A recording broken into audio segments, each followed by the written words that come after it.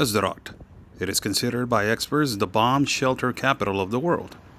Since October 7th, more than 20 police officers died on a suicide bomber in a police station, and more than 50 civil casualties.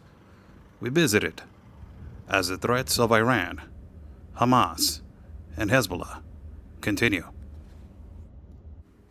Chuck Colton, a former ranger and a worldwide war correspondent, explains how dangerous this town was after October 7th. Of Sderot. It is the southernmost city in Israel, right on the Gaza border. And it's so close to Gaza that when the Gazans would fire rockets and missiles up here, they would have 7 to 15 seconds to take shelter. And that's why this place is known as the bomb shelter capital of the world, because they have literally a bomb shelter in every house and a bomb shelter about every 50 feet on every street, every playground, every school. They have bomb shelters every place. We visited one of the parks that has these bomb shelters in a close distance from each other. As you see behind me, these are bomb shelters right here. We are at a park. It is Sabbat, and then there's not a lot of people out here. This is Sderot. We are, located in this park on this particular place where there was the massive attack on October 7th. But these particular bomb shelters, as you see behind me, these are located now on every place that it was, that is predominantly to be attacked or that, it is insecure. Let's go in them and see how they are constructed and how they're built for people to, in the park. This is the sad thing about it, that now because of these attacks in October 7 and these terrorist organizations, now they need to build these bomb shelters in a park. It's the sad thing about it. Let's go over there. As you can see, there's one. There's another one right there on the top of the mountain. You will see other one over there on the far end. And then the last one, you will see it right here on my right hand side. They're not far apart, that much of a distance. And then all the way to the back, you will see another one over there. Let's go inside and see how they look.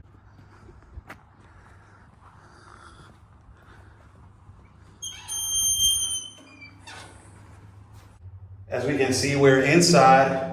You will see the alert system right here inside of this place. Also the connections and everything that's working. This is the place that they got to safeguard themselves. It's not a big space. It's not a huge space, but imagine if you got 15, 20 people, they got to fit them in here and watch themselves as, predominantly, and a lot of these attacks have been coming from the inside of the part of Gaza from Hamas. We drove to the other side of town in the top of the hill where there is a telescope just 1 kilometer away from the Gaza Strip. And what we saw was completely shocking. Not too long ago, the access to this hill was not allowed for average normal citizens. We drove to the top of the hill to see from far away the Gaza Strip. Oscar Blue for Real America's Voice News. Behind me, you will see the Gaza Strip. We are just a mile away from the Gaza Strip. Actually, you can see tanks, military tanks on the top of the mountain. You're actually going to see some video of the actual border. There's the telescope right here, which I put my phone in. You can actually see the disaster, how everything is completely destroyed on the other side. In Sderot, people are coming back home. The government has paid hotels for them for the last 10 months. And now people are coming back home. The government has told them, you know what, it's a little bit more secure now. It is more secure now for you to come back home, knowing that the IDF, the Israel authorities have almost completely dismantled the terrorist organization of Hamas, and they have controlled parts of the Gaza Strip. But actually, it is not controlled at all completely, as, a couple of days ago, 5 rockets, they tried to enter from the Gaza Strip into this particular place that I'm standing right now. So, it is a reality of how people are trying to come in peace, how Israel people are trying to, come back home and see this as, coming back home to their homes. And behind me, you can see the Gaza Strip, as we are extremely close to it, as much as close as you can get. We managed to put our cell phone through a telescope that it was on top of the hill, and this is what we saw.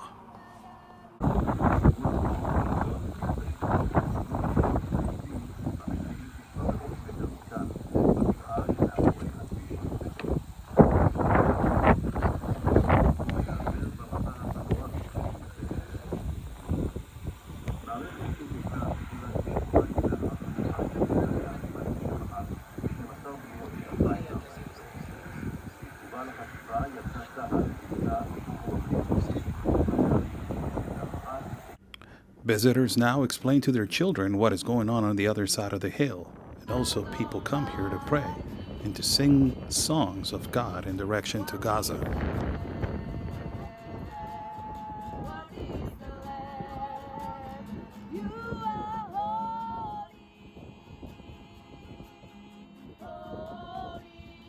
Still, the dangers to be up in this hill is totally unpredictable.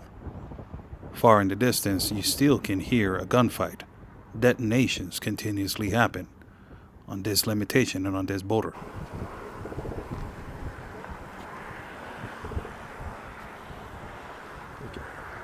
It's right there.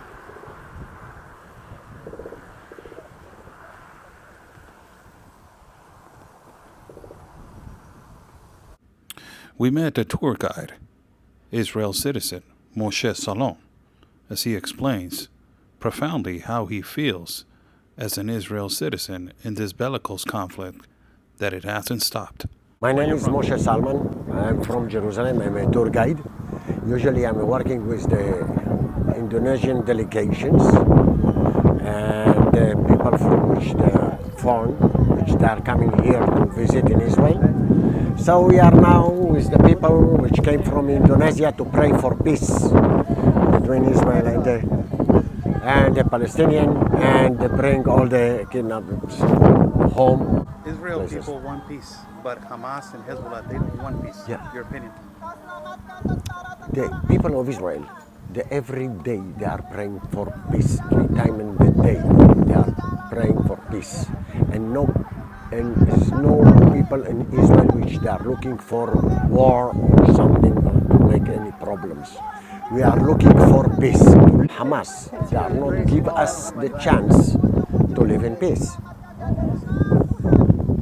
And now we have the problem with Iran. So Iran, they took the Hamas, Hezbollah, and the Houthis in Yemen, and they surround Israel by the, let's say, by the terror organizations, and every day they are shooting to Israel.